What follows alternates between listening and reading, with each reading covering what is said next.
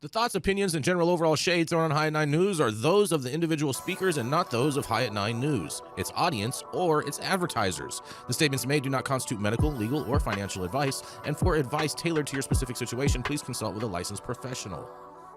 Welcome to the High at 9 News Hour, where you will hear from cannabis industry experts and professionals from around the country talk about important topics while shining light on global issues and discussing cannabis as it relates to politics, regulation and reform, data and technology, science, research and medicine, family and parenting, art, celebrities and entertainment, fitness, sports, mental health and wellness, and plant-based medicines and entheogenics. Together, we are building a stronger community, fighting the stigma and creating change. With your host, Jason Beck, joined by special industry expert correspondents from around the country, and daily antics brought to you by Cannabis. Coming to you live every Monday through Friday at 9 a.m. Pacific Time and high noon on the East Coast. And thank you all for getting high at 9 with us.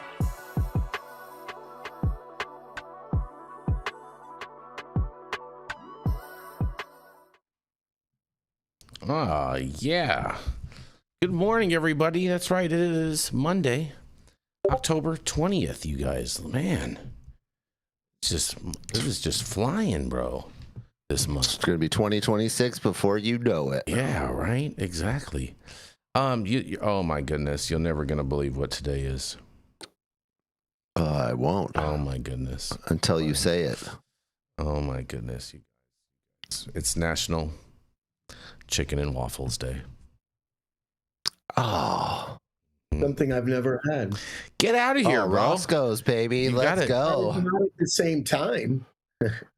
Yeah. No, it's at the same time, bro. Same thing. You gotta go to LA and you gotta go to the Roscoe's. That's what is it? It's Western or something. Yeah, Western in Hollywood.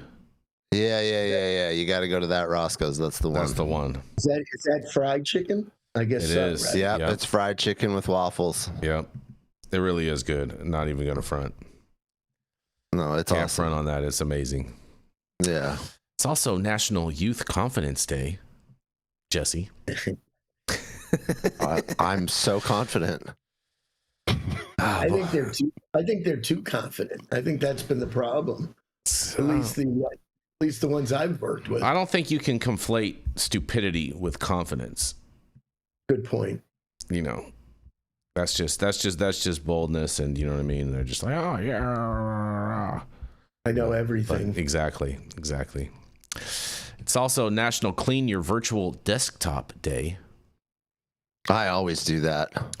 I could use some help with that, Jesse. You should come on down. I can't have a bunch of things on my desktop, man. That stuff's got to go. And it's also National, you're going to love this Brandied Fruit Day.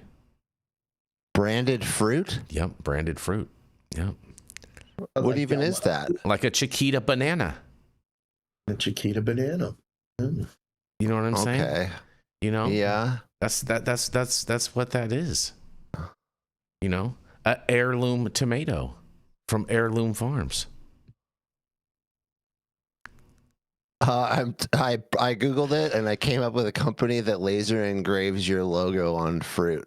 That's pretty cool. That's pretty cool. That's hilarious. Well, anyways, thank you all for joining us and getting high at 9 with us. It's also high noon on the East Coast. And please remember to like, share, and subscribe to us on all social media platforms. You can look up above and down below to see exactly where we live on the internet. And we are live every Monday through Friday on YouTube, Rumble, Twitch, X, Instagram, Facebook, Kick, as well as on our very own website at www.high9news.com. So welcome to everyone joining us from any one of those platforms. And man, oh man, I wish Michael was going to be with us, but unfortunately he's in a deposition and hopefully he'll be able to join us later on in the show. But I found a couple stories that I really wanted his opinion on.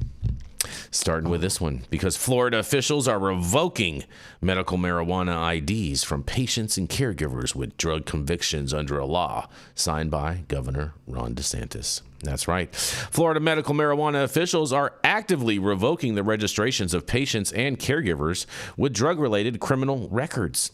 The policy is part of a broad budget legislation signed into law earlier this year by Governor Ron DeSantis.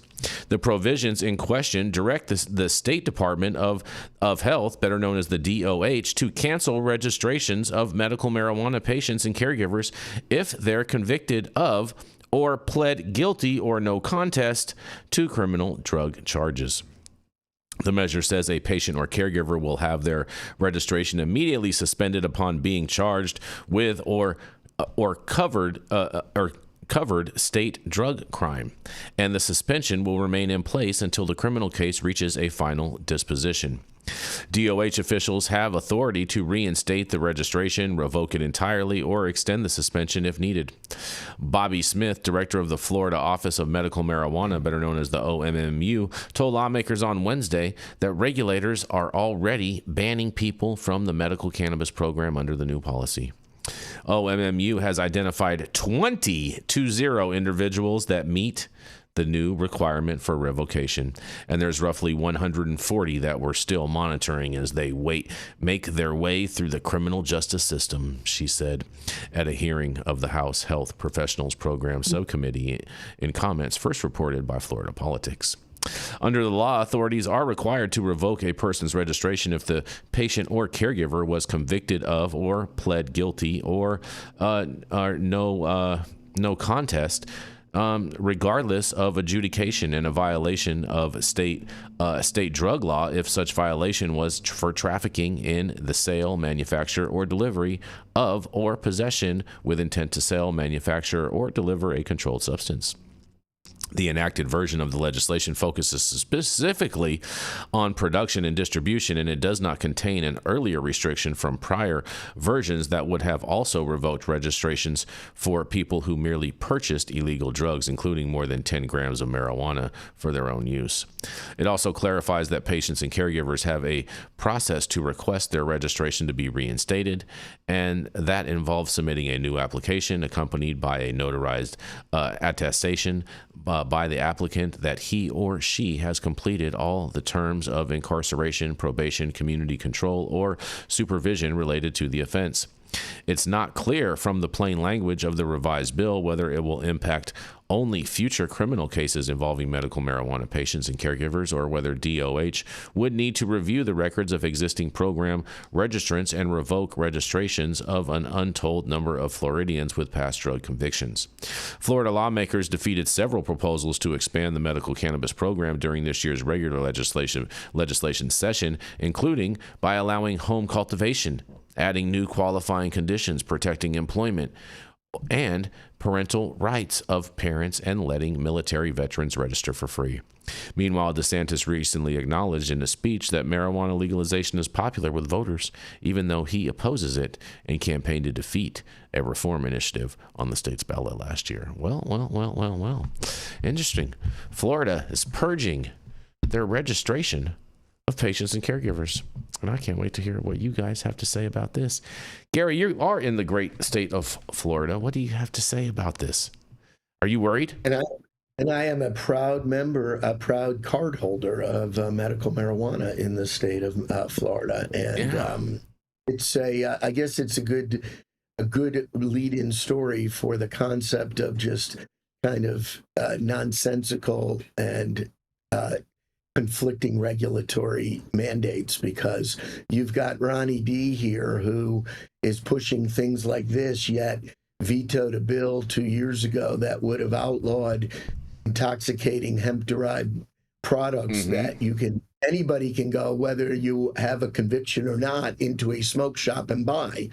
So you want a 50 milligram gummy? Just go to the smoke shop. Don't bother with going to the dispensary. It's a problem we face in this country, where regulations are written by folks who completely are uneducated about the flower, about the business, and about the consumers. And this, to me, is an example of more of the same. And luckily, Ronnie D's term will term out very soon. That is true. Now, I wonder, because I imagine that the reason that they put this law in place is because they want to be tough on diversion or the possibility of diversion and whatnot. And so I understand that from a Florida perspective. I totally understand where they're coming from. But, you know, they already limit how much you can purchase with your med card.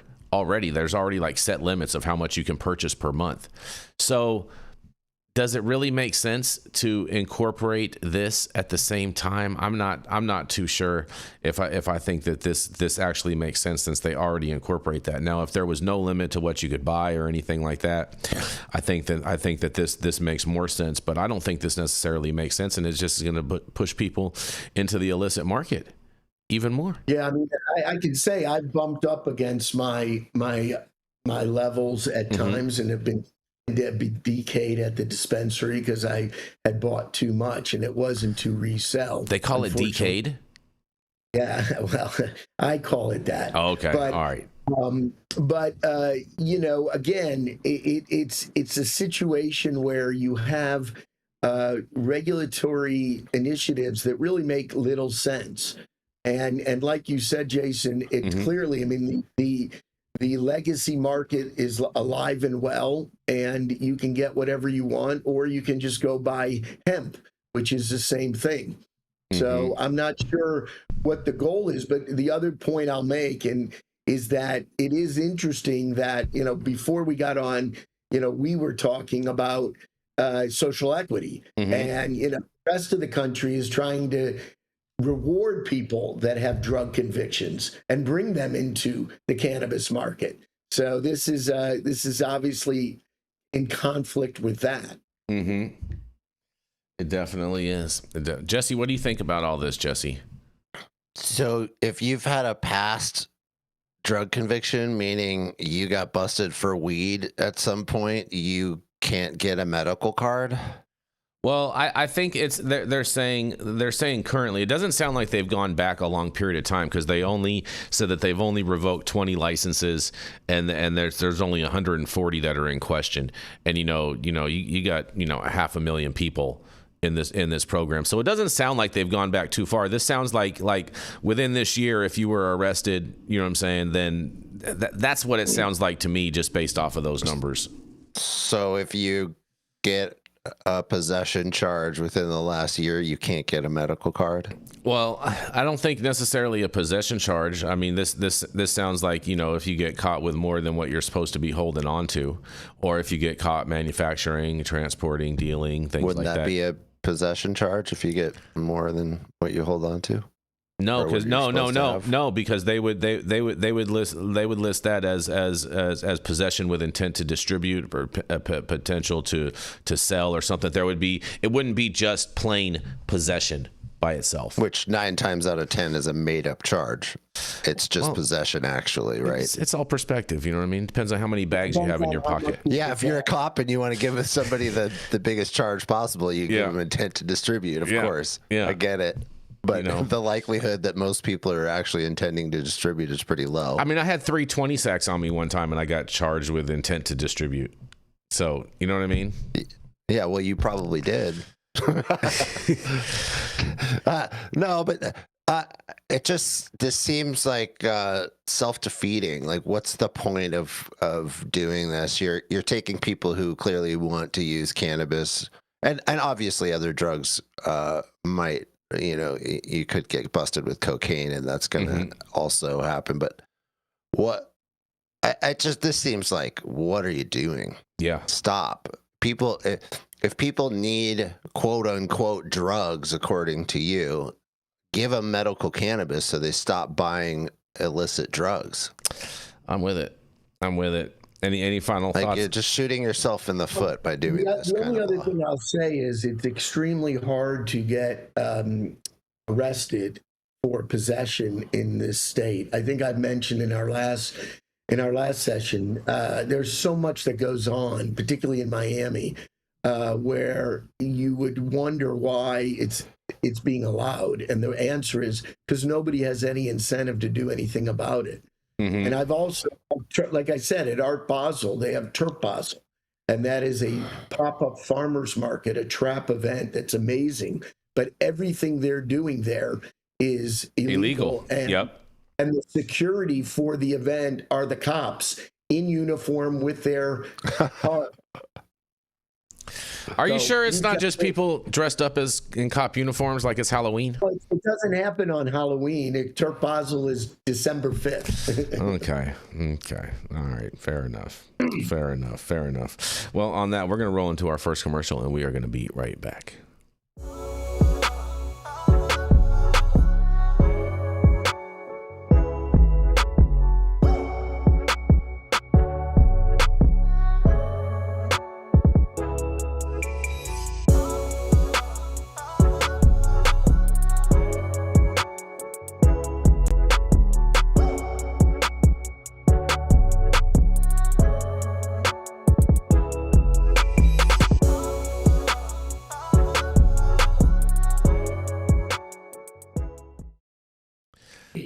And we are back, you guys. And man, I have some huge news for you guys. Are you guys ready for this? Yes, after I did note that you did say 20 sacks. I just want to call that out. That was pretty funny. That's what they were called, 20 sacks. You know what I mean? They weren't called 15 sacks. You know what I'm saying? You know how much you're dating yourself. And if I had 6 bags on me, they would have been called 10 sacks because that would have been the same amount. Dime bags, dude. You know, dime bags. Nah, 10 sacks. 10 sacks, bro. Anyways. Yeah, huge news for you guys today. Yep. The Supreme Court justices pick up a major marijuana gun rights case, you guys. That's right. The Supreme Court has picked up a case that could determine whether people who regularly smoke marijuana can legally own guns after the Trump administration asked the justices to review it. The case centers on Ali Denali Hamani, a Texas man charged with a felony because he allegedly had gun in his home and acknowledged being a regular pot user. The Hamani case is a flashpoint in the application of the Supreme Court's new test for firearm restrictions and may reshape gun rights for millions of unlawful drug users. The conservative majority found in 2022 that the Second Amendment generally gives people the right to carry guns in public for self-defense, and any firearm restrictions must have a strong grounding in the nation's history.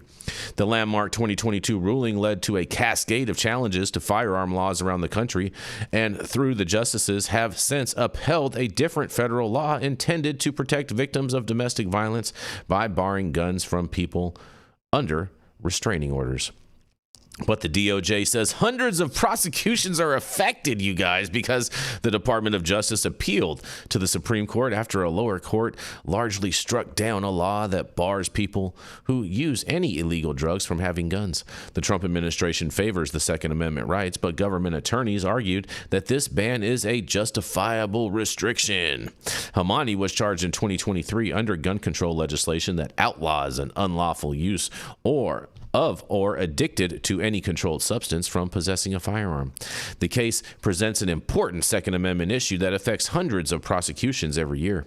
Whether the government may disarm individuals who habitually use unlawful drugs but are not necessarily under the influence while possessing a firearm, said a Justice Department filing to the Supreme Court in August. Millions at risk of technical violations, and lawyers argue, Hernani's lawyers, that they got the felony charge tossed out after the Fifth U.S. Circuit Court of Appeals found that the blanket ban is unconstitutional under the Supreme Court's expanded view of gun rights. But the appellate judges found it could still be used against people accused of being high and armed at the same time, which his lawyers say Hamani was not. His attorneys argue the broadly written law puts millions of people at risk of technical violations, since at least 20% of Americans have tried pot, according to government health data, and about half of states legalized adult use marijuana. But it is still illegal under federal law. The Justice Department argues the law is valid when used against regular drug users because they pose a serious public safety risk, and the government said the FBI found Hamani's gun and cocaine in search of his home as they probed travel and communications allegedly linked to Iran. The gun charge was the only one filed, however, and his lawyers said the other accusations were irrelevant and were only mentioned to make him seem more dangerous, calling them a thinly veiled attempt to inject prejudicial and irrelevant allegations, they state. Well, wow. Huge news. The Supreme Court is going to take up this case. And I so am excited for this. They're not going to, go and make their announcement until next year in August is what we're hearing. But this is huge news. What do y'all got to say about this? This is a big deal, bro. This is a big deal that they're going to take this case up. This is going to give all of the cannabis users their gun rights. They're going to have to take that question off of the gun rights application altogether after the Supreme Court rules on this. If it goes well. I mean, I don't see why it wouldn't. The merits of the case is basically they're saying that he had his gun rights taken away after he said that he uses cannabis, but he wasn't on the time of when using, and so therefore there is no constitutional law that prohibits that. And the fact that they don't take gun rights away from people that do things while on alcohol just even more solidifies my assumption of what ultimately will be the verdict. Well, we know that and we believe that, but do these Supreme Court justices believe that? And I think that? so. That's a different story. We have a strong constitutional judicial branch up there right now. I think so too. I think you're right, but I don't trust it until it happens. Well, you can be optimistic. That's fair. That's fair. Never count your chickens until they're hatched. I'm just telling you what I'm expecting. Yeah. I'm expecting good news, not some, prohibitionist rhetoric. It's going to take a year, though, right? Next August. Yeah. Go ahead, Gary. I was going to say, like I said, I think I said last week, it's kind of ironic because the people who wrote the Constitution would all have been prevented from having guns since they were mostly hemp farmers. Yep. Correct. And were regular users of the product, whether it be for rope or probably smoking, and maybe even tea. So I do think that this conservative court will probably see that issue. It'll be interesting to see if they go back to that. But this concept that, one form of intoxicant would prevent you from using a gun, which is a very important amendment, the second one, as opposed to many other intoxicants that don't. In fact, every other intoxicant that does. So I'm pretty confident that the court will rule in favor of gun hold. Yes, exactly. Let's hope so. I mean, this has been high time coming for a long time. Exactly. This should be interesting. It very much should be interesting. I think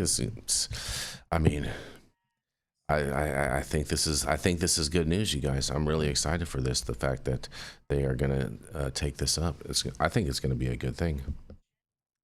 Yeah, definitely. It's definitely good that they're taking it up. I mean, that's cool. They could have just said no. Very easily. Yeah, exactly. Now, I'm not 100% sure if this is actually the best case for them to take up. You know what I mean? Based off of the merits. There's another one, right? There's a few others, that they're scheduled to maybe look at. There's another one besides this one. Well, this is the thing. This is the thing is that I don't think that they will take up the other one. I think they're gonna if they've already taken up this one, because I don't see how they would take up two of the same cases with the same topic, and risk the possibility of having two counter judgments. That wouldn't make sense. I mean, do you know how many cases? They would only do that if they wanted to if they already kind of knew that they were going to go a certain way and they really wanted to seal the deal on the precedent, right? Like if there were two cases that went the same way, that precedent would become so strong that it wouldn't be able to be overturned in the future. Say that again. Well, if they did two cases, it would create a really strong precedent. I mean, doing one case will create precedent. But Yeah. if they do 2 cases and they both go the same way, that creates an even stronger precedent. I don't- which means it would be harder for a future Supreme Court to overturn. Well, this is the whole thing. So Jesse, so now I learned a few things. I went to this and shout out to First Liberty, the First Liberty group. That they argue cases before the Supreme Court, and I was fortunate enough to attend their luncheon last week. And First Liberty is a group that argues cases at the Supreme Court that protects First Amendment speech when it comes to religious freedoms. That's their sole focus. So I don't know if you remember the kid that their school was forcing him to read "My Shadow is Pink" to his friends and this and that. Well, they represented him at the Supreme Court, and then he recently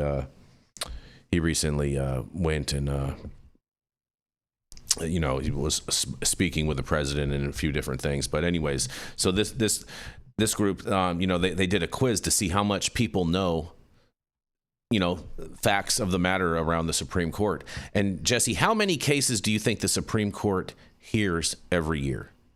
I know, because you asked me this the other day, and you told me. How many? What's the number, Jesse? If I remember right, it was just short of 60. 60 cases they take up. That's the most cases that they will take up in a year, is 60 cases. Do you know how many cases are? That makes sense, because it's a case of, like, a really big case where they have to establish precedent. And for those that may not know, a Supreme Court ruling is the law of the land. So, and when they establish precedent, that means that a future Supreme Court ruling is very unlikely to overturn that precedent without extreme evidence and reason to do so. So the more cases that get passed in a certain direction, the harder it is to turn it the other way. So it's a big deal. So I could see one a week. That's a lot of deliberation. It's a lot of responsibility. That's not like they're just churning out cases. So that totally makes sense. And so, and do you know how many cases they get a year? Oh, hundreds, I would imagine. Thousands. Maybe thousands. Thousands, bro. Yeah. Thousands. Yeah, everybody wants because of that. Yeah. Because of what I just said, everybody wants their case to go to Supreme Court, because if you get a ruling in your favor, it becomes the law of the land. Exactly. Corporations, companies, people there's so many things that want that. Yep. Yeah. Exactly. Any final thoughts on this, Gary, before we move on? Nope. All right. Well, on that, we are going to roll. You're going to read Michael Minardi's story, because Michael Minardi, unfortunately, is caught in depositions and isn't going to make it today. So I'll read it. All right. So we're going to roll right into Mr. Jesse Barney. He's the founder of Barney Design Co. and can help take your brand to the highest plateau. And Jesse, I'll give you another intro when you're actually supposed to go. Totally fine. Thanks, Jason. All right, this story is out of Cannabis Business Times. I've not read this story yet this morning, so forgive me if I stumble on it a little bit. But I'll give it my best shot. I'm pretty good at it. Cannabis Workforce Solutions: How Licensed Cultivators, Dispensaries Benefit from Industry Education Alliances. The diverse challenges and innovations that continue to shape the cannabis industry have made the evolving partnerships among licensed operators, higher ed institutions, and regulators increasingly important for running a business. As legalization progresses, the need for a skilled and knowledgeable cannabis workforce has never been higher. Workforce and business development training programs are now essential for staffing, cultivation, processing, and retail operations with employees who can help ensure business success and compliance. Through establishing public-private partnerships with government and education programs, cannabis businesses can build workforce pipelines that continue to support their operations. These PPPs can influence hiring, compliance readiness, and long-term sustainability. Here are a few examples. The Maryland Cannabis Administration's Workforce Development Program includes 100-plus hours of training for retail, processing, and cultivation careers and is supported by the state's regulatory agency with private sector instructors. The Massachusetts Cannabis Control Commission's Social Equity Program continues to expand to include training and technical support in collaboration with local organizations to provide sustainable pathways into the industry for those most impacted by the drug war. The City University of New York has a program, Cannabis Workforce and Business Development, offering security solutions, retail management, and manufacturing technician programs to prepare individuals for licensed jobs in the industry. One of the biggest values of these training programs is how they build a pool of job candidates who already understand the demands of the cannabis business. Whether it's knowledge of the plant science, compliance, or customer service, operators who hire people with specialized education make their operations smoother and reduce mistakes. In fact, several business owners have shared that it improves day-to-day efficiency. One notable trend in the cannabis workforce training is the way colleges, regulators, and industry leaders are collaborating to develop educational programs that are truly relevant. These programs rapidly adapt to provide practical business skills, regulatory knowledge, and hands-on experience that reflect the real needs of today's cannabis businesses. By drawing on input from operators and policymakers, these educational paths are staying current with compliance requirements, workplace safety, and industry best practices. Having previously interviewed multiple educators and administrators who are shaping the future of cannabis in higher education, I have seen firsthand how dynamic and tailored these programs are becoming. For example, Rob Mejia, an adjunct professor of cannabis studies at Stockton University in New Jersey, told me our students get jobs in the cannabis and hemp fields. Meanwhile, David Palashuk, author and professor, emphasized the need for business acumen. When working in cannabis, having core business skills is essential. Not only is it essential, I would say it's more than that. You have to be a business ninja in the cannabis industry. He said understanding and adhering to laws and regulations are paramount. What stood out most in my discussion is that these programs are not one size fits all, as Jennifer Maiden, Assistant Dean and Director of Graduate Studies at Rowan University, pointed out. Located in New Jersey, Rowan University's Center for Cannabis Workforce Development offers a curriculum and extracurricular programs that allow students to gain the experience needed to enter the state's cannabis and cannabis-related industries. The university's cannabis education program includes cannabinoid chemistry, cannabis commercialization, and legal studies, in addition to a cannabis apprenticeship training program for career growth in cannabis retail. One size does not fit all, Maiden said. Oh, I lost my spot. Crossover talent is in high demand, so identify your best skills and talents where you can bring expertise into cannabis and then focus your cannabis studies in your areas where your knowledge is limited.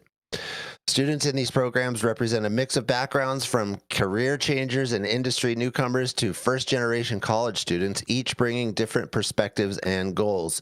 This diversity enriches classroom discussion and helps drive innovation, but it also means educators must continue to update curriculum to keep up with the changing industry standards and expectations. Community colleges and universities are increasingly collaborating with state agencies to make sure their courses reflect both local regulations and the realities of the cannabis job market. Because of this, recent graduates from these programs aren't just technically trained, they have an understanding of compliance and ethics, which business owners view as a major asset on the job.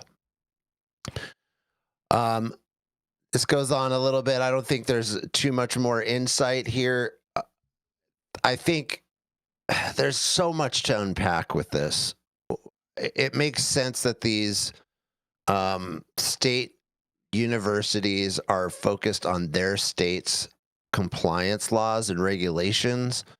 that's something that's so helpful to businesses, and businesses often overlook all of the compliance that they need to do, and every state is very complex and they're all different. So the fact that these things are changing like that, and that is so necessary to continually educate people and keep them up to date, totally makes sense. I wonder, however, when it comes to cultivation, manufacturing, processing, i.e. making hash and making products from hash, how well educated these people actually are. Because I think if you're like me, you've seen that the industry itself, people who are highly educated in the industry, wildly disagree on what good growing practices are, on what high quality processing and manufacturing actually is. And so who is teaching these educators? Who's doing the education? Who's teaching these students? The chain of education is very important. And I wonder where they're getting all this in each different state, because I have seen that even in the most advanced states, i.e. California, or I should say e.g. California, there's a huge lack and a huge disparity between quality education and the people who think they know what's going on and think they know how the plant works, and they actually don't know jack. So I'll toss this over to my fellow correspondents and see what they think. Go for it, Gary. This is something that I have a lot of experience with. I've spent the past decade trying to educate employees of the vertical on this subject. I mean, Stockton was one of the first universities to have a curriculum. I've been involved on some level, some others. I think it's vitally important. I think, as I've said, it's vitally important for the legislators and regulators to take these courses because I don't think they understand much about the actual plant.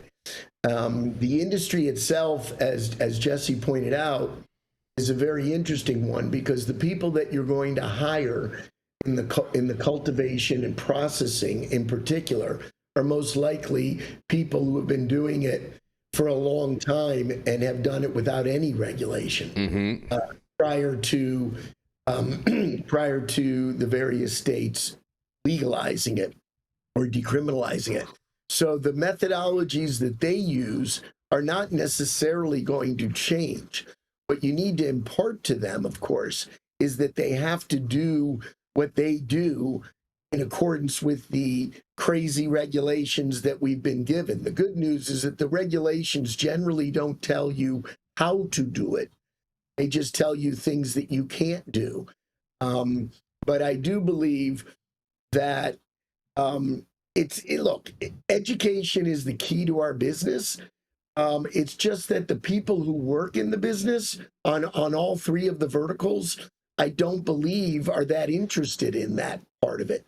But I will say that I've given numerous compliance lectures and training sessions, and no one wants to get in trouble. So I do get buy-in to the concepts of knowing what the regulations are and asking if you don't understand and following, as opposed to engaging in independent thought and trying to say, I know how to do it better when it comes to regulation. You may know how to do it better when you're putting the flour into a big wooden tub and trying to get the trichomes to filter up so you get hash.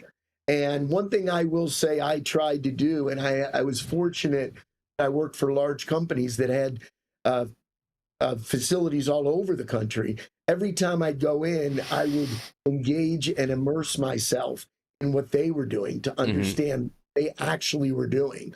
So I could then effectively facilitate them engaging in lawful money making. Interesting.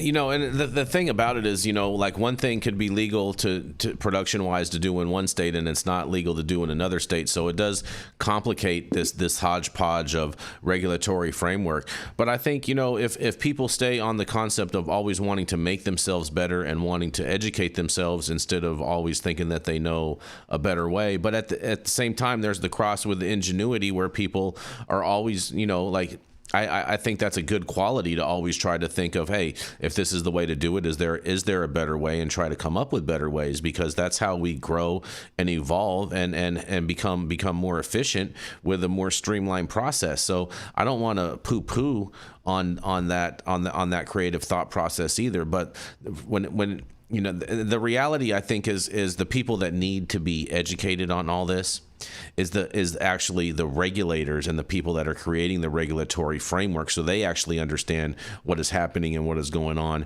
And then at that point, I think the whole processes around the country can get streamlined even more, because I think that's where the education gap really hits the hardest is on the regulators, because they understand one framework, and that's regulating. It's true, and you know, because in cannabis, I always say there's law and there's lore, and the lore is really the only thing that matters, because it doesn't really matter what the law is, because if they want you to do something else and you don't do it, you're going to have a problem. So because of that, I think that for them to create their lore, they need to understand what's actually going on. Mm-hmm. Unless you're from New York, then the law is the law. Oh boy. Oh boy. Oh man. And it's always written wrong, actually. Fair enough. Well, that was fun. On that, we're going to roll into our next commercial, and we are going to be right back. Every legend has a humble beginning. In world news, leaders are gathering today for the annual summit. I want to tell you something, Che. The government is watching us through the television. Oh, John. Look, right there. They're trying to hack into my TV box. We're still not able to hack into the TV box, sir. Ha! But they can't. I've rebuilt the entire electronic system, and it sends and receives signals through quantum phase space. They'll never get in. Engage target. In other news, local authorities are investigating a series of strange atmospheric phenomena reported by residents. Ma'am, we're with the federal government. We need to ask you some questions. John? Is there a problem? We've been trying to penetrate your TV box for over 6 months. I told you they were trying to watch us through the TV, but you didn't believe me. We can't get in, and to be frank, we have no idea what you've created. Yeah, that's the point. It's called privacy. You know what the Fourth Amendment guarantees? All we know is that we can't get inside. We want to know if you can create one for us. QUX. Even the government wants one. Well, it's just easy there, Gary. Stop whatever you're doing. Make sure you smash that like button. I know we'll appreciate it. You'll appreciate it, and YouTube will appreciate it. Also, make sure you subscribe to the channel if you're not subscribed already. And all of the articles that we cover on today's show, you can read directly on our website at www.highat9news.com. Introducing QUX Pay, or simply the Pay app. Where you can pay like it's nobody's business. Because it isn't. It's what everyone's been clamoring for. It's finally here. Secure every payment. Your data stays private. QUX will never sell your data for profit, period. Pay friends, family, contacts instantly. No hidden fees. No limits. Spend on the move. With this patented technology, you can use debit, credit, bank transfers, cash cards, and even crypto completely offline. Amounts transferred through the Pay app reach their destination instantly. Transfers in a flash. As quick as sending a text.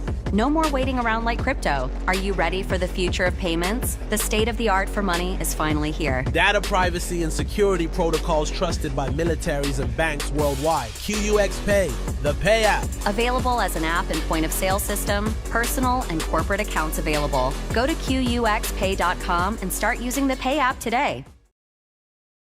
Dinner. Oh, and we are cool. back. And we are back. And we are going to roll right in again to Mr. Jesse Barney. He's the founder of Barney Design Co. and can help take your brand to the highest plateau and show you what your brand is really trying to tell consumers and you yourself. That's right, it is none other than Mr. Jesse Barney. Yeah. Thank you again, Jason, for another introduction. Yes. My story comes out of MJ Biz Daily today, and it's right up my alley. The headline is this: 5 cannabis marketing trends redefining the industry. And as we will see, I contend very highly with that word, redefining. All right. Cannabis businesses are adopting more sophisticated marketing strategies to stand out in a competitive industry characterized by changing regulations, evolving consumer preferences, and technological advancements. Whether they're using artificial intelligence and influencers or immersive marketing, marijuana operators are searching for ways to distinguish themselves from the competition. Here are the top 5 cannabis marketing trends to watch. Number 1, hyper-personalized consumer experiences powered by AI. Gone are the days of one-size-fits-all marketing. Data analytics AI are becoming indispensable tools for cannabis brands to craft highly tailored consumer experiences. This means everything from personalized product recommendations based on individual preferences and past purchases to customer-tailored packaging and loyalty programs, said Rocco Del Priore, co-founder of Burbank, California-based software provider Swede. Consumers expect advice catered to their specific needs, whether for medicinal purposes or recreational use, making personalization a game changer. Number 2, experiential and immersive marketing. Cannabis brands are moving beyond traditional retail to create immersive destinations and experiences. This trend involves engaging all the senses and fostering a deep connection to the plant and the brand. Think virtual and augmented reality, tours of cultivation facilities, interactive tasting events, educational workshops, and sophisticated consumption lounges. The AR and VR cannabis experience benefits both cultivators and dispensaries from a marketing perspective, according to a blog post from New Jersey-based cannabis public relations firm Nissan Co. Or Nissan Co. Not sure which one. It enables them to reach a larger audience and avoid stringent marketing restrictions on the cannabis industry. Pop-up shops and cannabis festivals also are more interactive and sensory-focused experiences, making the consumer journey more holistic and memorable. Number 3, sustainability and transparency as core brand values. As environmental consciousness grows, consumers are demanding greater transparency about the sourcing and production of cannabis products. Today's consumers, especially Gen Z and millennials, are deeply invested in ethical purchasing, according to a blog post by EnviroCan, an organization that provides certification programs for the cannabis industry. They want to support brands that align with their values. Cannabis is no exception. Brands that prioritize and showcase their sustainable practices, from organic farming methods and energy-efficient manufacturing to carbon-neutral delivery options and eco-friendly packaging, have a competitive advantage. Marketing efforts must highlight product quality and ethical practices and environmental responsibility to resonate with environmentally aware consumers. Number 4, evolution of influencer and social media marketing. While social media platforms continue to have strict rules around cannabis content, influencer marketing remains a powerful tool, evolving into more sophisticated forms. Brands can use niche influencers with highly engaged followers to connect with consumers, according to Denver-based cannabis technology company FlowHub. Shout out to Kyle, the CEO of FlowHub. The focus is shifting toward organic content, community building, and educational messaging that avoids direct product promotion. Strategic partnerships with cannabis-savvy influencers who understand regulatory boundaries is key to reaching new audiences and building brand credibility. Number 5, strategic omni-channel presence and local SEO. With a complex regulatory landscape, cannabis marketers are embracing omni-channel strategies to ensure consistent messaging and reach consumers across various touchpoints, according to omni-channel marketing platform MediaGel. This includes a strong focus on owned media like email, newsletters, blogs, and community forums to control messaging without relying on restrictive ad networks. Local SEO is also paramount with optimized Google business profiles, localized landing pages, and consistent name, address, and phone data. Building compliant opt-in lists for SMS and email marketing will also be crucial for direct, personalized communication. Okay, let's go through this step by step because this is my forte. Yeah, here we go. Okay, so number one, hyper-personalized consumer experiences powered by AI. There is some exciting stuff here. The possibility for analytics and AI to go through data and feed you summaries of that data that allows you to tailor your experience to each consumer is really cool. This requires, what they're not telling you here is this requires someone on your team, in your dispensary, or in your brand who does only this and who's actually using this data. You can't just have a robot somewhere who's applying all of this to your customers. There's got to be a human in between the robot and the person, and that human has to be sifting what the data is being given from the AI. AI is not God. It's not this impeccable, omniscient, omnipotent being that can perfectly do everything. You have to double check AI on everything. So if you're using AI to create hyper personalized experiences for your customers, you need a human overseeing every step of that. So that is not noted in this, and I wish that they had brought that out. So please do note that. Number two, experiential and immersive marketing. Yeah, if you can create a VR and AR tour of your cultivation facility and your manufacturing and your processes so that someone on the internet can just go in and see your stuff, and you want to allow them to do that, by all means, that's really cool. I mean, people do like that kind of experience, and it does bond them to you when they can go inside of your cultivation facility and see it for themselves. However, this requires a lot of technology. That means you have to create that VR and AR experience with VR and AR cameras inside of your facility in some way and recording that. And it's not as easy as it sounds. So having 3D cameras or a 3D tour that's created inside of your facility isn't as easy as it sounds. So again, there's cons to thinking about doing this.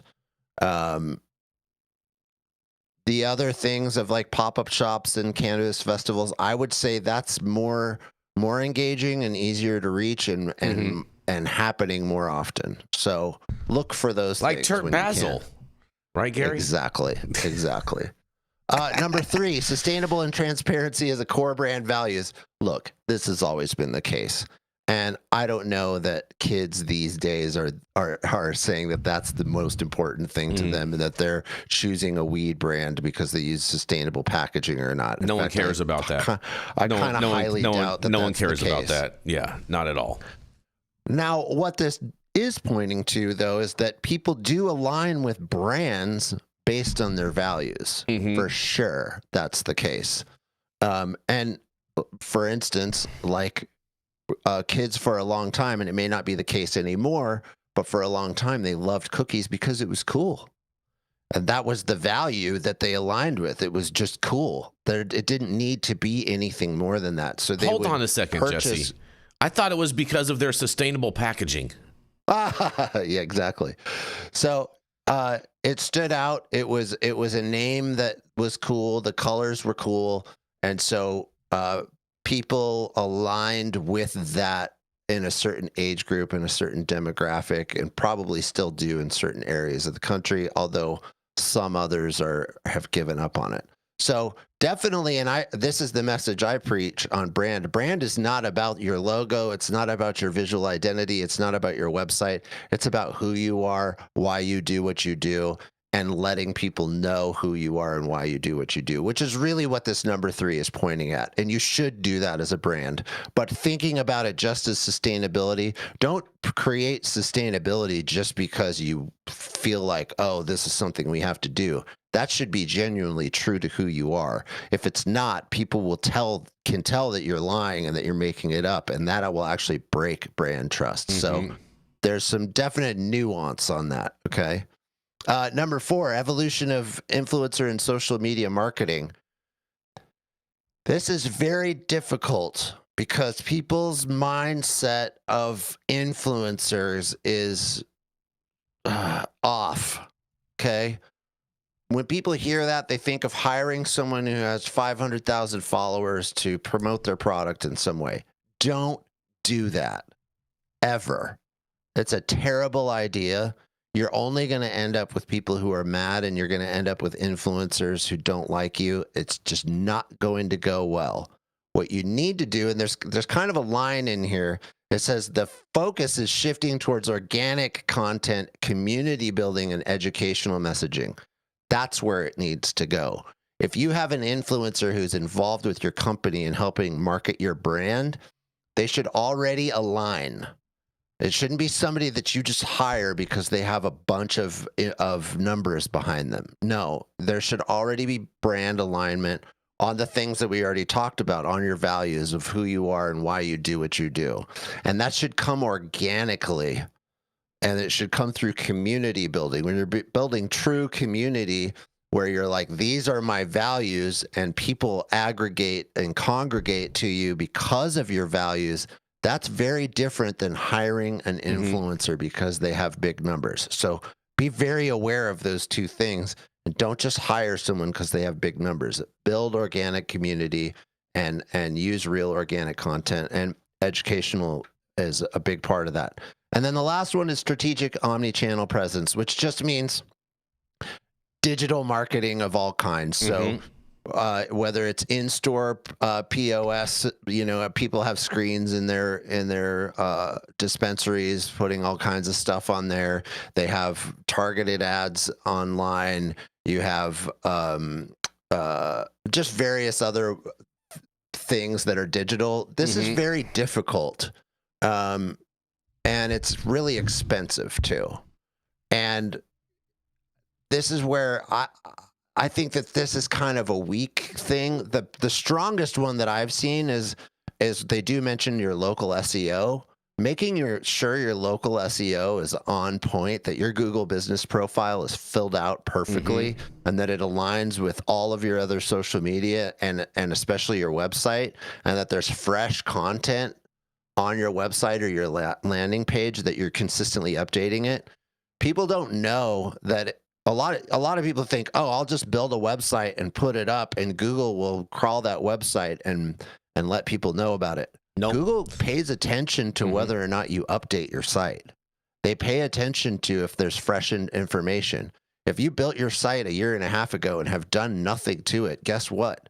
They're going to downrank you, and you're going to go further down the search. So the more you can update your site and keep it up and keep fresh content on there, the better. Some people recommend rewriting all the content on your site and freshening it up and changing the verbiage a little bit once a month.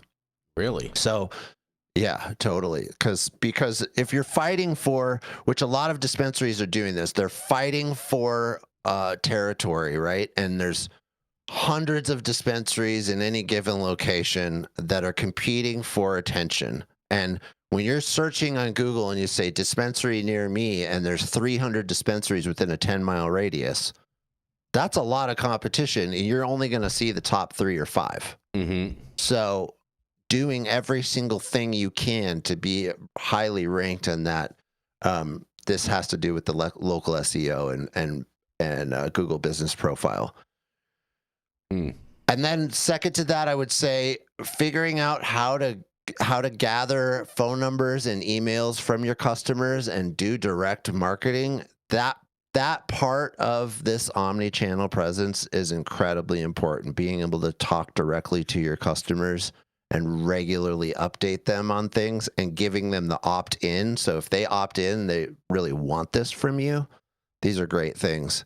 some of the other stuff, it's like you can invest a ton in screens and ads and all kinds of other forms of digital marketing that I really think is just too complex and a waste of money.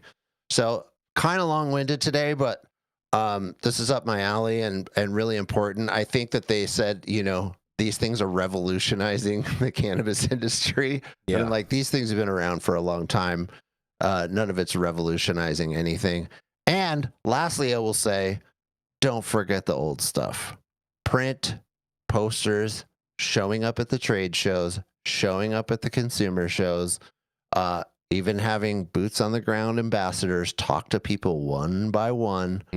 Those things do more to move the needle than all this fancy digital stuff. So with that, I'll toss it back to my fellow correspondent. Oh, man. Gary, what do you tell these big companies about all of their marketing tricks? Tell them might as well hire Jesse?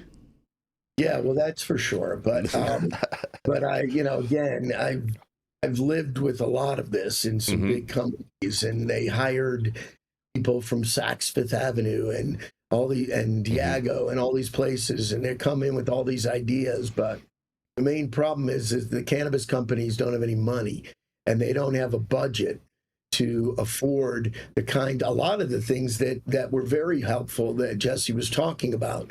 So the big challenge you face is that no matter what it is, they have a limited budget, and showing IRR for what they're investing in is the big challenge. It's expensive. Things that they've spent money on that have been a waste have been affinity deals. Nobody cares if what Snoop Dogg smokes.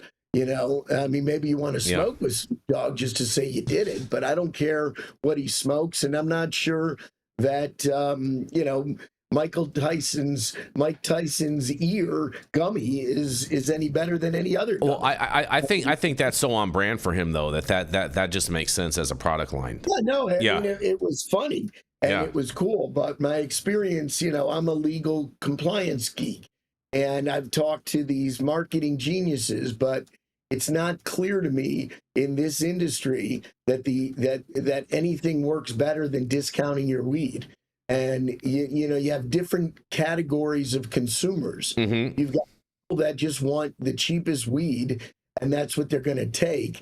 And then you've got connoisseurs who want to understand what the better products are. And that, to me, is where this AI opportunity lies, because I've seen everything from taking a swab of your DNA and then coming up with a list of what products would be best for you, to just understanding what you're trying to achieve in your experience with the flower, and then coming up with which strains might be best for you. And that is a good thing for people who are open to it, like myself. But like I say, my understanding is that the majority of people are just wanting to get the cheapest product and the most of it. And if that is true, then I'm not sure that investing a lot of money in the marketing is going to change anything. Although, just like any human nature thing, if your product is in front of people's faces, they're more likely to know it and look for it when they go into the dispensary, I would assume. Well, you know, I agree with you on a lot of that, Gary. You know, there's really two kinds of customers. Those that want, you know what I mean, high end, you know what I'm saying, fully cured, amazing product, and then you have the people that want value add, that, you know what I'm saying, want to know that they can buy, you know, a half ounce for $20 or something, you know what I mean, and just, you know what I mean, and that's kind of, you know, and if you look at other markets, that's kind of where like beers sit at, is you have a whole bunch of like really cheap beers, and then you have the kind of high end craft brewery type of things, and you know, it's just kind of, you know. And I guess you could kind of say that with tobacco too, because you have cigarettes, which are for the average cheap market, you know what I mean? You know, the people that want the value add, and then you have like high-end cigars that are really expensive, and so like that's really kind of the two markets for tobacco products. And so I think more people need to kind of focus on that as their marketing, and understand where they lie within that realm, because a lot of these brands try to be in the middle of like high quality and still value add at the same time too, and they just miss the mark. Yeah, and it's hard to do because, you know, like lately I've been trying to focus my own consumption on living soil and no-till flower. Well, you're not seeing that in the licensed market because it's too expensive. Yeah. Those are craft people that are doing that. And you're not going to get a large facility for an MSO taking the time and expense and devoting their crop to that type of thing. So, you know, that's the real challenge in cannabis, but it depends on the consumer. And I think there is a consumer that wants quality. I don't know. I've always wondered how much that is, at least in the license space. Fair enough. I guess people just need to be more weed for the people. And on that, we're going to roll into our final commercial, and we are going to be right back. I just ordered the summertime strawberry salad when added steak on top here at Anna's. Make sure you do the same thing too next time you're in downtown Long Beach. Come on down and check out Anna's joint on the 400 block of Pine Street. They have amazing selection of beers, foods, and when you come down here to Anna's, you can even challenge me to a game of shuffleboard if you want to lose.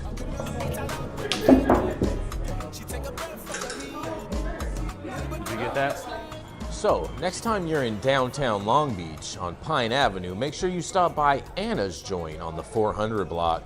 Not only do they have Anna's Joint, this restaurant and bar, but they also have the amazing deli next door, and then next door to that they have a very exotic flower shop. You may want to stop by and say hi.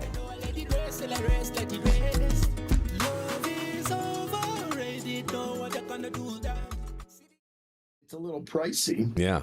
And we are back, you guys. We are back. And we are going to roll right into Mr. Gary Kaminsky. Gary is a regulatory compliance attorney with over 39 years of experience working in the highly regulated industries. For the past 10 years, Gary has focused his practice on the cannabis and marijuana space, advising public and multi-state operators, hemp beverage manufacturers, and other participants in the cannabis supply chain. Prior to that, Gary was a SEC enforcement attorney, in-house counsel for proprietary trading firms and broker-dealers, and a principal at several hedge funds.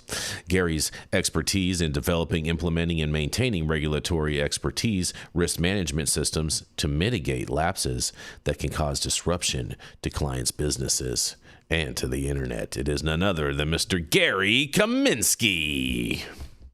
Well, the article that caught my eye is my friend Rod, and I think this is a classic example of what we're dealing with in the cannabis space, and in this case, the hemp space. Because when I use the word cannabis, I am talking about the flower cannabis sativa L, which is marijuana and hemp.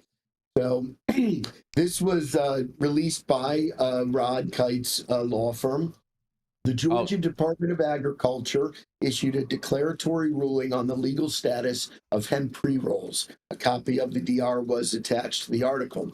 The bottom line is that the hemp pre-roll cigarettes, which the DR considers to be, quote, the result of grinding, trimmed, and dried hemp flower prior to placing the ground flower into a paper cone or other similar wrapping for lighting and inhalation by a consumer, are lawful, provided that they comply with all other hemp laws and regulations, including the total THC limit, testing, packaging, labeling, and marketing requirements.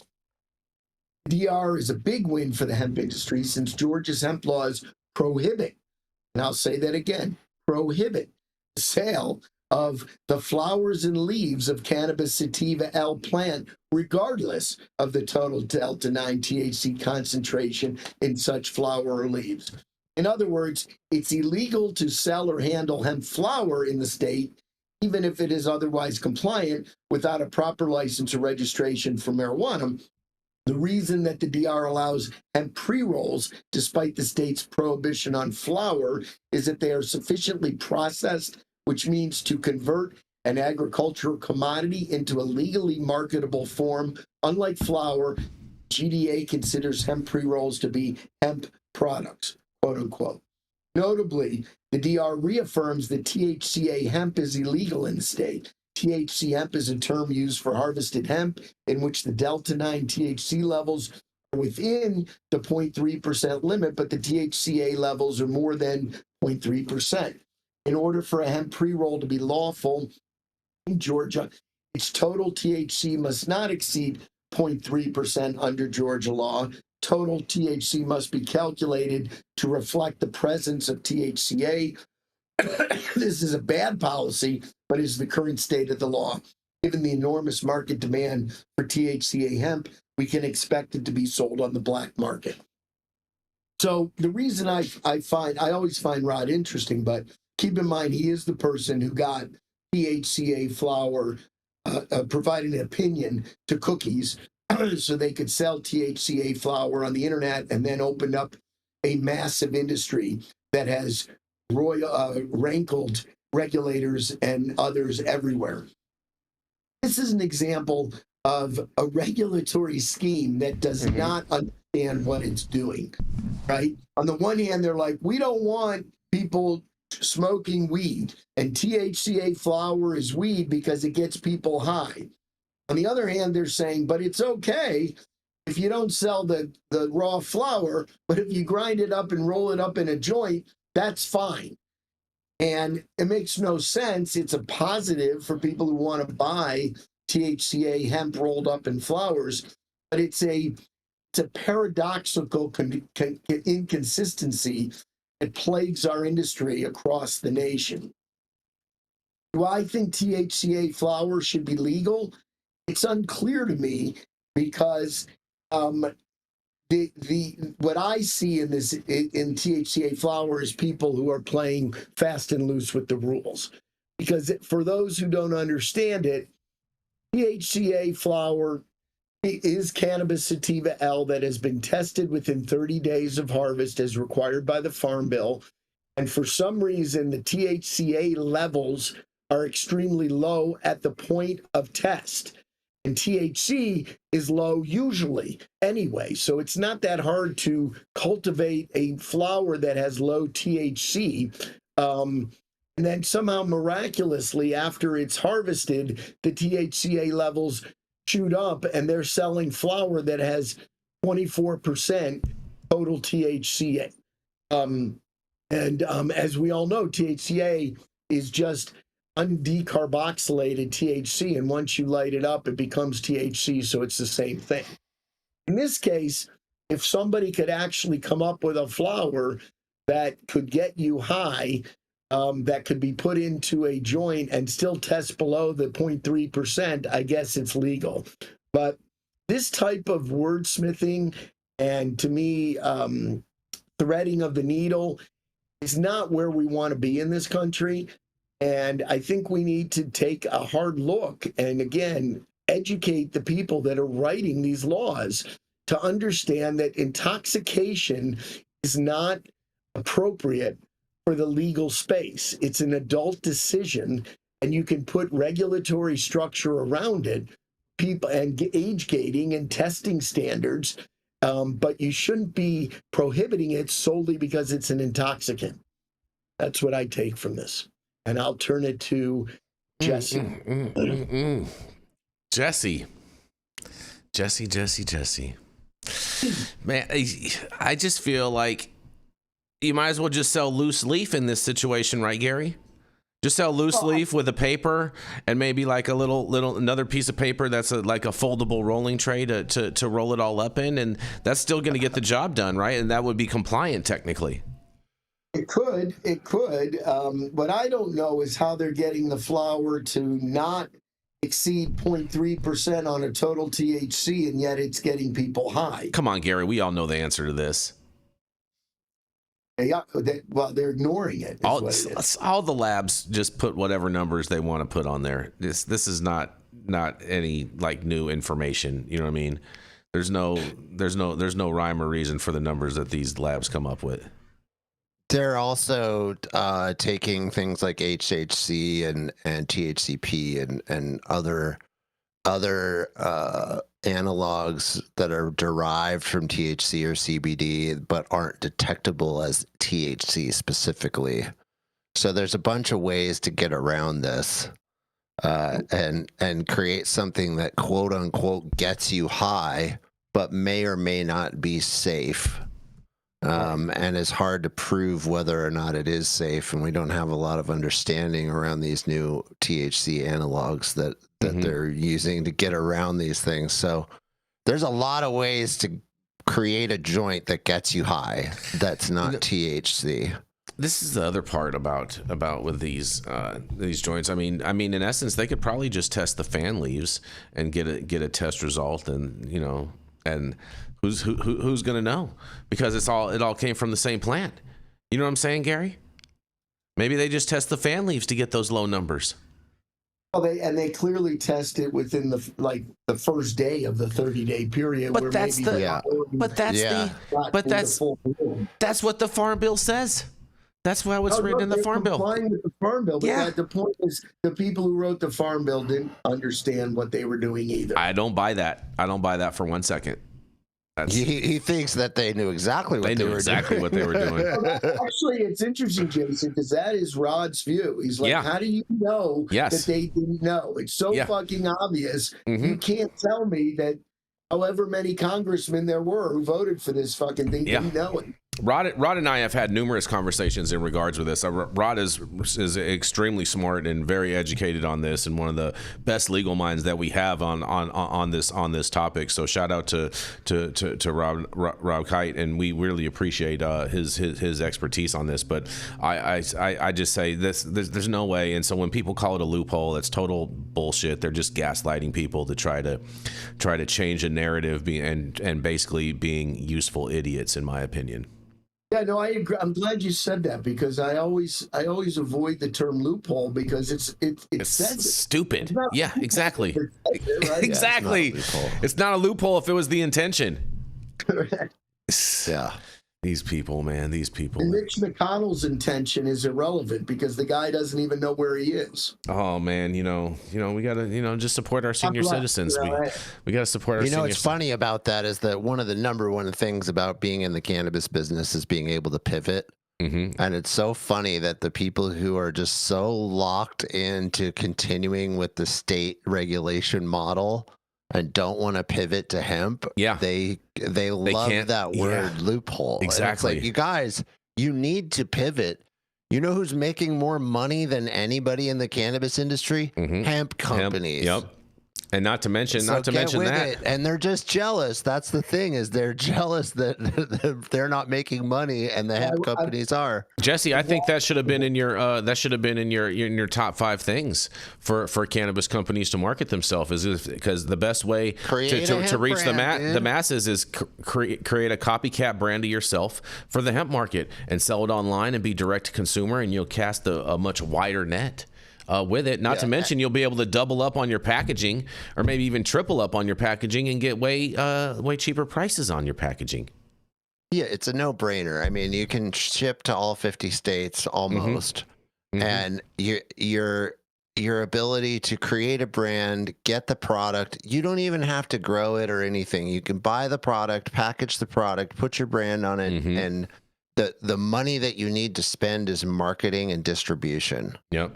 That's every consumer product that there is. Like, you're on a level of a playing field, just like if you were a cereal manufacturer or something. It's like anybody can make a new cereal, anybody can make a new food product or a new beverage. It's super easy to do compared to the cannabis industry, and hemp puts you in that playing field. Mm-hmm. Yeah, well, I've watched it happen because I've been very involved in both over the last 2-3 years. Actually, I guess now 6 years since the Farm Bill came out, but it really took a couple of years before these consumer packaged goods started being sold. But the reality is, at first you saw the marijuana people, which is the most ridiculous argument you could ever hear, saying it's a loophole, and they shouldn't be able to do it because we can't. So you should prohibit them and turn their business into the fucked up business that we're subjected to on a state by state basis. Well, sense. You know, Gary, misery loves company. Now most of them have hemp products. You know, well, misery loves company, Gary. That's the moral of that story on that one. Yes. You know what I mean? Oh man, these people. This was a good story, Gary. Good job. Great job. And I have one final story for you guys today. And it's coming out of Trap City, Detroit, you guys. That's right. Because President Donald J. Trump, he names his new special envoy to Iraq, a MAGA influencer who ran a chain of marijuana dispensaries, you guys. That's right. Savaya was dinged by Detroit leaders for aggressive billboards advertising, "Come get it, free weed." And Donald J. Trump has awarded another government post to a supporter of his 2024 presidential campaign with the announcement that a Detroit pot shop magnate would be his administrative new special envoy to Iraq. That's right. The appointment of Mark Savaya, a Michigan-based businessman and Instagram influencer who has been photographed with the president numerous times, was announced on the president's Truth Social page. In a quote, he says, "I'm pleased to announce that Mark Savaya will serve as special envoy to the Republic of Iraq," Trump wrote on Sunday. Mark's deep understanding of the Iraq-U.S. relationship and his connections in the region will help advance the interests of the American people. Trump added of Savaya, says that Mark was a key player in my campaign in Michigan, where he and others helped secure a record vote with Muslim Americans. Congratulations, Mark. Savaya, according to his LinkedIn page, has no government experience at local, state, or federal level, and he's a business owner in the area around Detroit, where he founded a chain of marijuana business dispensaries called Leaf and Bud.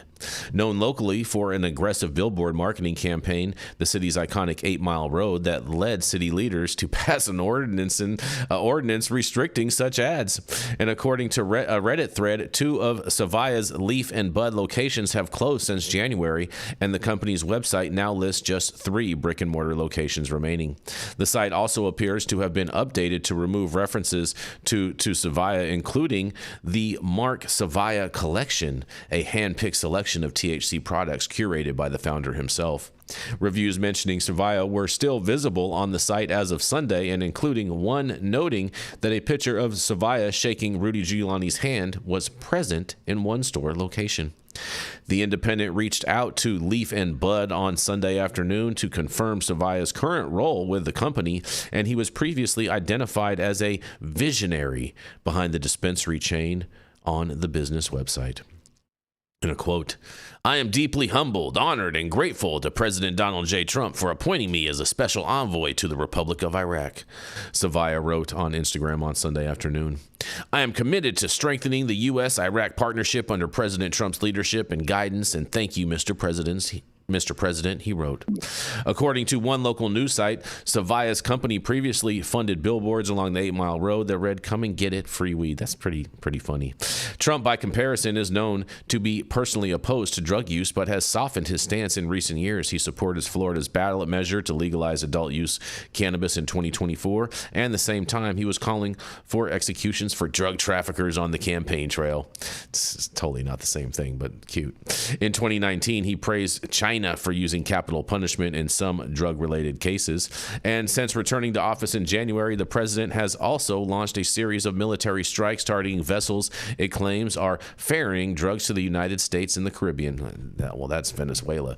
And a wide range of critics across the political spectrum have decried the stakes as illegals under U.S. and international law, you guys. Well. Congratulations to this guy and another cannabis person working in the Trump administration, man. What do these people have to say? I'm sure the liberals' minds are exploding right now, and I can't wait to hear what you guys have to say about this.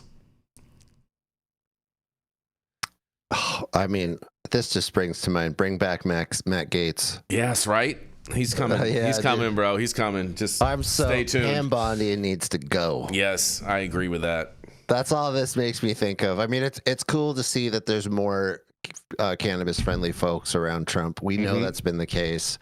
We know that continues to be the case. There's clearly a cannabis drum that's being beat around Trump, and he's welcoming these this into his camp. So it's just good news all around. It's going to be interesting to see what he does. We're going on, 10 weeks now after his couple week announcement. So I hope he makes an announcement soon as to what he's going to do so that we can all cool our jets and figure out what we're going to do. Because right now we're all in limbo and we don't know exactly what's going to happen. I don't think it's going to happen until next year, Jesse. I think it's going to be the October surprise next year, right before the midterms. Limbo is not good for the cannabis industry. So I hope that he figures that out because everybody's in limbo and the uncertainty isn't good for the industry. And this could go there's a wide spectrum of possibilities of what could happen in the future. And not knowing what could happen is the worst thing that could happen. So I hope that they understand that and they get it done. What are your thoughts on this, Gary? Well, I would agree. Uncertainty and limbo is very difficult, although the industry has been living with it for many years. It's certainly a big deal in the hemp industry right now. But my understanding, as I shared with you last week, Jason, my son did an article. Yeah, we read it. We read it here. I read it here. Yeah. Right. On this subject. And, my understanding is that, the highest levels, including the chief of staff, are positive on cannabis. Susie Wiles. It does seem to be some headwinds in this way. But this story, to me, tells me money talks. Well, I don't think Trump won't take money is willing to not take money from anybody. And if you give him enough of it at the right time, I think you can get things done. I hate to say it, because I'm not, I did vote for Trump and I do support the Republican Party given what the Democrats have been doing, but it's politics. It's politics. That's my concern, Gary, is that Trump is friends with the heads of Johnson & Johnson and Pfizer and Moderna and all these companies, and he knows all these people really, really well, actually. And so the potential that those people are going behind and trying to corral this industry and to shape whatever regulation is about to happen with Schedule 3 in their favor, that's what I'm most concerned about right now.